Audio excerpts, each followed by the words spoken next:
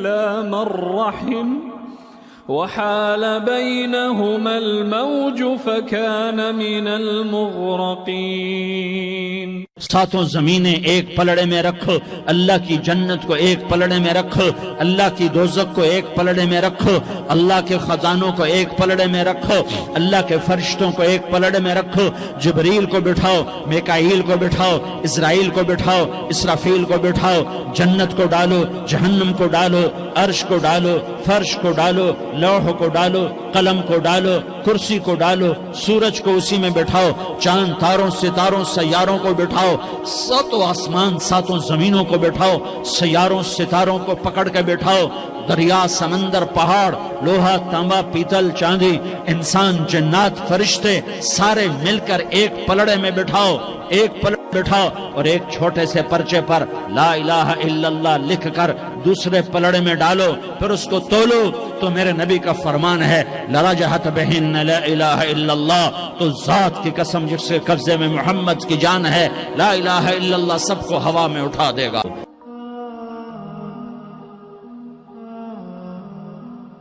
یہ جس معاشرے میں ظلم پھیل چکا ہو اس معاشرے کا زندہ رہنا بھی ایک معجزہ ہے۔ حضرت علی کا فرمان ہے نظام کفر کے ساتھ چلتا ہے، ظلم کے ساتھ نہیں چلتا۔ جب معاشرے میں ظلم پھیل جاتا ہے تو اللہ تعالیٰ اس معاشرے سے نظریں ہٹا لیتا ہے اور وہ معاشرہ حقیر ذلیل فقیر ہو جاتا ہے۔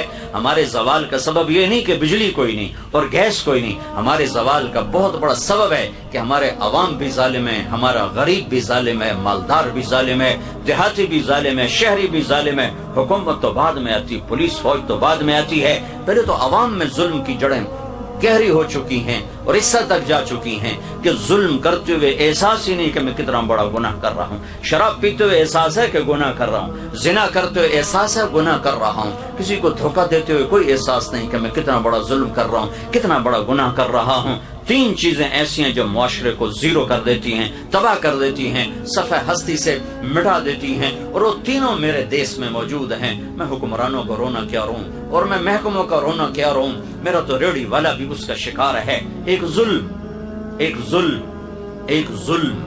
ظلم جس معاشرے میں ہوتا ہے وہ معاشرہ زندہ رہنے کا حق کھو دیتا ہے۔ ایک جھوٹ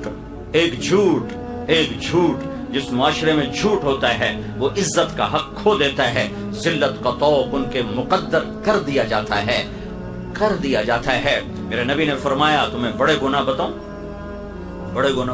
کہیں کیا؟ کہ شرک کرنا، قتل کرنا، ماں باپ کی نافرمانی، اور آپ ایسے ٹیک لگا کے بیٹھتے ہیں، ٹیک لگا اور اب بتاؤں، سیدھے ہو گئے، پہلے ٹیک لگا پھر یوں سیدھے ہو گئے، اور اب بتاؤں الا وقول الزور، اور جھوٹ۔ اس کو اتنا دہرایا کہ صحابہ فرمانے لگے ہمارے جی میں ہے کہ کاش اب آپ چپ کر جاتے۔ اور دوسری جگہ فرمایا جھوٹی گواہی، جاؤ پاکستان کے عدالتوں میں دیکھو ٹکے گواہ بک رہے ہیں کہ ساڑھ کو گواہی لے لو، ساڑھ کو پوا دو۔ تو ایک ظالم معاشرہ سر اٹھا کے زندہ نہیں رہ سکتا، پس تو ہونا ہی مقدر ہے۔ ایک جھوٹ ایسی لعنت ہے، میرے نبی کا فرمان ہے الصدق ینجی والکذب یہلک، جھوٹ ہلاک کرتا ہے، سچ نجات دیتا ہے۔ ہمارے چھوٹے چھوٹے بچے جھوٹ بولتے، ماں جھوٹ بولتی، باپ جھوٹ بولتا ہے، بھائی جھوٹ بولتے ہیں۔ سیاستدانوں کا جھوٹ تو بہت بعد میں آتا ہے، ریڈی والا جھوٹ بولتا، سیل مین جھوٹ بولتا۔ 1 کروڑ پاکستانی اکٹھے کروں تو ایک بھی سچا نہیں ملے گا مجھے۔ تیسری چیز دھوکہ، خیانت، بددیانتی۔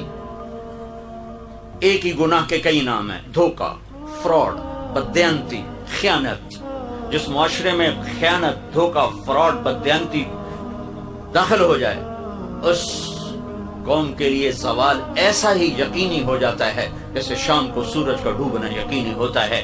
جیسے سورج کو واپس نہیں لا سکتا اس معاشرے کو ذلت سے واپس کوئی نہیں لا سکتا۔ جتنے مرضی عالی شان حکمران بٹھا دیے جائیں، اگر یہ 3 کام موجود ہیں، لوگ ظالم ہوں، لوگ جھوٹے ہوں، لوگ بددیانت دھوکے باز فراڈی ہوں تو دنیا کی کوئی طاقت انہیں عزت کے سیڑھیوں پر نہیں چڑھا سکتی.